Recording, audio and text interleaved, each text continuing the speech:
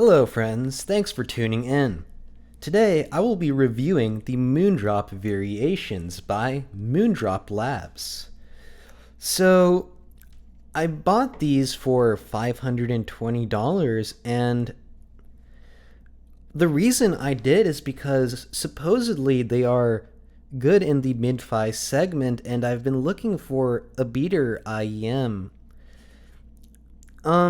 Starting off with like the build quality and fit, the cable is interesting. Like, it's a bit like spidery. I don't know, but yeah, not my favorite cable.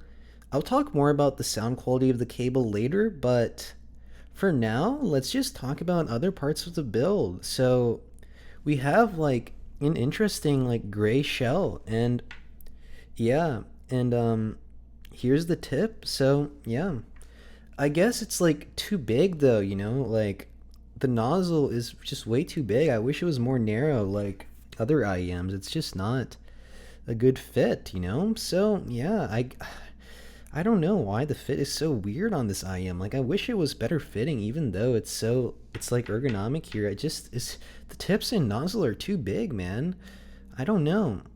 So, yeah, okay, starting off with like source pairings then like I tried this with the Apple dongle and it sounds fine. Like, this really does not need more power, but that's not to say it does not benefit from more power. I also tried this on a more powerful source. Like, I have a speaker amp, the Benchmark HB2, which has 200 watts of power, and it really does bring out the juice, or it really does juice up these IEMs. Like, when I listen to it on the HB2, the soundstage expands a little bit, like a noticeable amount, but yeah, I guess that if you want to upgrade from this, there are other amps, I guess, but it really is not necessary even though there is an improvement. So with the cable, the stock cable sound signature is a bit weird. As you can see, it's a copper cable, and usually what this means is a lush mid-range, but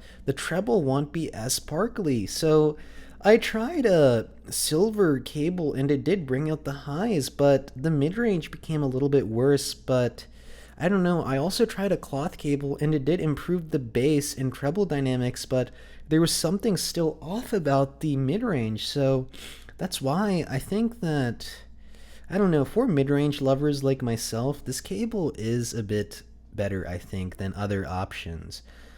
Um, so, okay, starting off with the bass, the sub bass on this IEM is a lot. Like, I don't know. It does sound good, I guess, but it is a lot. And yeah, for a real audiophile like myself, bass is just not acceptable at this level. We want flat bass, I think, like a lot of the time. And yeah, and the mid range is like a little bit too thin.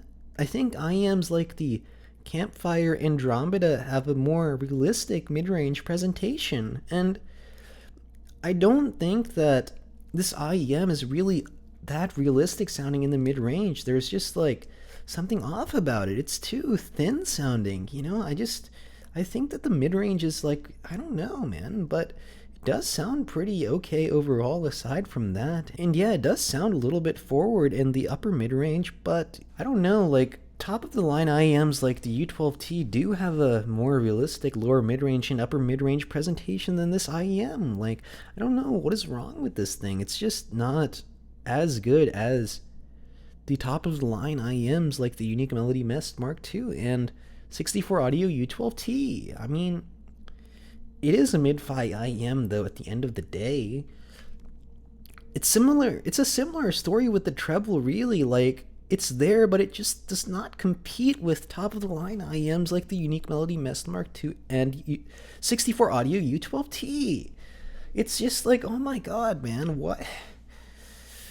This is the problem with mid-fi, I guess, but I guess this is fine for using in the gym or something as a beater IEM. You know? Like, this is just a mid-fi IEM. So similar thing with the soundstage and imaging, like, it's good for the price, but it cannot compete with top of the line IEMs like the 64 Audio U12T. And Unique Melody Mest Mark II, even though this IM does soundstage a little bit better on amps like the Benchmark HB2. For DACs, this does audibly benefit from a non-oversampling filter for technical reasons that are beyond the scope of this video. But yeah, so in conclusion, the Moondrop Variations is an amazing IM for the price, the mid-fi budget, but it really does not compete with top-of-the-line IMs like the 64 Audio U12T and Unique Melody Mest Mark II. From the Patreon, I'd like to give a shout out to Yuli, Felix, Mild Bill, Christopher Yu, the RFL Reaper, Tripped, Munolas, Gabby D, Fofo. From the YouTube, I'd like to give a shout out to Connor Tan, Ziras Kun, Jonas, Ninja Coma 3, Dimas Bringas, Castlo4141, Vsauce4, and Whitacre Cinevery. From the Discord, I'd like to give a shout out to Tripped once again and Base Gamer. Thank you guys a lot for supporting the channel. Be sure to join the Discord server Apple House Sound if you haven't. I'll see you guys next time. I'm out.